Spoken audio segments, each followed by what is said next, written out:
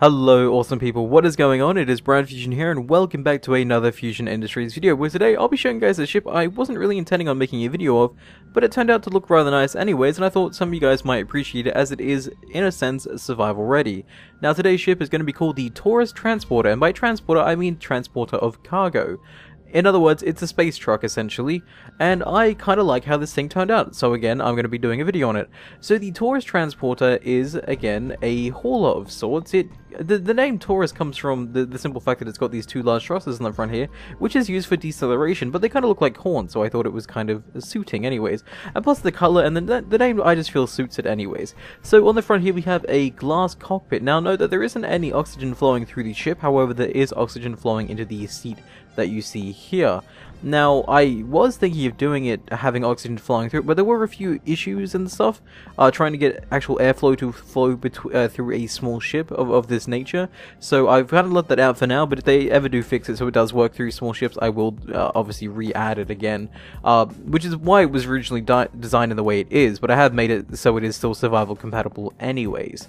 So, moving on to the backside here, you guys can see that there are doors here. I am using a mod that allows for doors and whatnot to be added to small ships. I thought this was rather suiting, and we'll get to the interior in a second here. And then around the back you have the big cargo hold, which is kind of covered up now. You guys will get to see it on the inside though.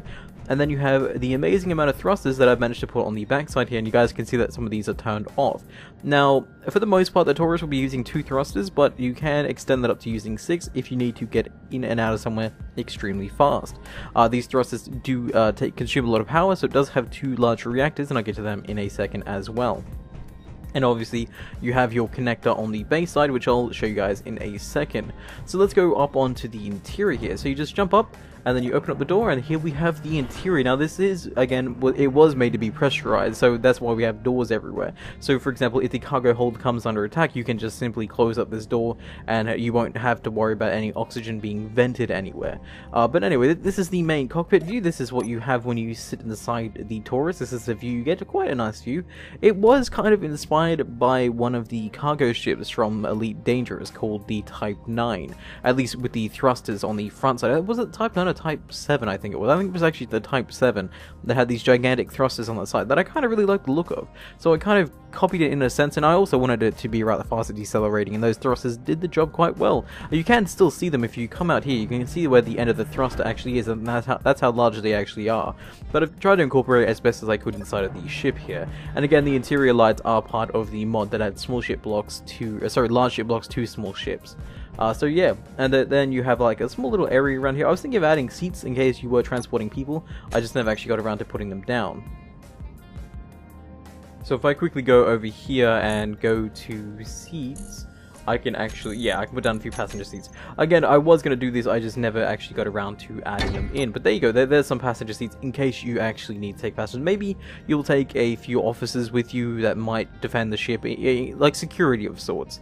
But that being said, that's all I really have here. I was going to add a bed and stuff just to make it a little bit more homey for someone doing long journey transports.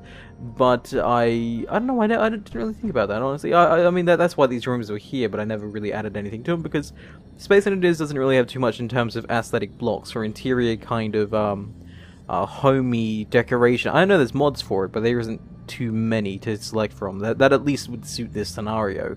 That being said though, we'll go into the back here, which you have the cargo hold, which has 6 large containers here that do have quite a bit of capacity on them, and they are all connected here via, well, via themselves honestly, but they are connected to a large connector at the back here that you guys can see.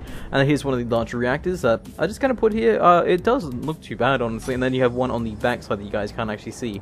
So it does have 2 reactors for the extra power that might be necessary when you're running all 6 thrusters, but for the most part you can sacrifice one if you need to, or if you get, for example, shot in the behind or shot in your cargo area, you will still have one of those as a backup of sorts.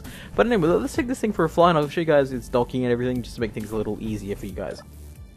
So, you may notice my toolbar is full of a few selections here, and I'll actually go through these really quickly for you, with you guys. So you have the connector, turning it on or off simply so if you want to undock and you don't get drawn down by the pull it seems to have, you can turn that off. And then you have the throw out and the collect all. So if you're docking with a station and they need you to transport a whole lot of stuff, you can just click the collect all and it will collect all inside of the ship, for the most part anyways. Then you have the throw out all, and if you need to deposit everything that you have on you at the current time. Obviously you can still do this by hand if you go into your inventory management, but this just makes it some of these things a little easier. You then have the camera control, so you can see down below, so you can actually connect rather easily. And then you have the main drive 2, and the extended drive. These are the 6 thrusters you have on the backside, which you can again control individually. And then you have the gravity generator, which again is part of the small ship mod thing, which I thought, because if you're going in space, and because of the fact that you can walk around the ship, you might not want to rely on external gravity forces, so you want to have your own gravity generator here. And then you have the external lights, which I'll show you guys in a second as well. So let's go into the third-person camera just to fly this thing. So let me just turn the lights off for a second here so you guys can see this, because this thing looks really cool when you see it flying as well. And it does have a light on the front, which you can turn off just by pressing a button. That's just for navigating in case you come across any dark areas or whatnot. But yes, this is the Tauris Transporter. This is its. Because again, it's quite a large ship, and I like how it looks. It looks like a space truck. That's the whole intention of it. It's not meant to be some fancy ship. It's meant to be a ship that's used to transport things everywhere and anywhere. So the under lights, which I was telling you guys about before, are these ones here. These help for mostly docking, and so other ships can see, or so stations can see it when it is coming into land. Obviously, I would have lights on the other side, but that causes a little bit of lag. So I thought lights just having on the bottom there to help it dock, so people can see it when it's coming down, should make things a little easier. And again, you have the camera view that you can see right here, and if I start moving around, you guys can see me line up like this. And it's not too hard to line up, honestly, because you just got to get the camera line up, the little teeny light up above, which I think works out rather nicely. And once you have that line up there, and if I have this thing on, you'll notice it'll grab any second now, like so. There we go, and we have grabbed, but we don't want to dock in right now. I mean, we can. And if we go back to our normal view, you guys can see that we are docked in like such. There we go. So that's a Taurus. So let me just take it for a test flight so you guys can see the speed it can achieve, though. So let me turn off the connector, and then we can fly upwards like so. And everything works rather simply. It's meant to be a simple ship again. It's not meant to be overly complicated in how its design works. But I thought, because again, it is survival ready in a sense, it just uses a fair amount of mods to get this thing up and running. I was going to do a vanilla only one, and I'll show you guys a few concepts I have in the background, which you guys probably already saw when I was running around, which is all those things over there, but I'll get to that in a second. So let's start thrusting forth, and you guys can see with 2 thrusters we already have a decent amount of speed. We're already up to about 20 meters a second, so let's slow down real quick here. And again, with the frontal thrusters we can slow down rather fast. So let me turn on the other drives here. So we'll turn on 6 and 7 there like such, and then we have all the drives turned on, and our speed then is extremely fast for a transporter. Again, especially in a combat situation, if it is under attack, because this thing doesn't have any weapons, it's more so going to need to get out of there ASAP. So with these extra thrusters on there, it can actually do that rather easily. So that being said, though, you wouldn't necessarily need all of them on at all times. So you can again manage your thruster limit, so you can kind of balance it out in such a way where if you want certain speeds or if you want just to be slow. Because admittedly, when you go to dock into a station, and I'll show you guys the dock again right now, but when you go to dock, you don't want to dock with thrusters that move you extremely fast, because that would be rather annoying to try to line it up as precisely as possible. So at that point you'd turn off as many thrusters as you want, just to get down to the minimum speed necessary. But that being said, that's the Taurus. Hopefully you guys enjoyed this. I enjoyed making it. Again, it wasn't my most prettiest of builds, but again, I wasn't really going for prettiness as I was going for more functionality. But again, the Taurus does look rather nice for what it does and for what it is. So let's go over here and we'll try docking so much in first person, and we'll just kind of use the camera to land ourselves a little easier. So yeah, and then we'll show you guys the concept that I have in the background there.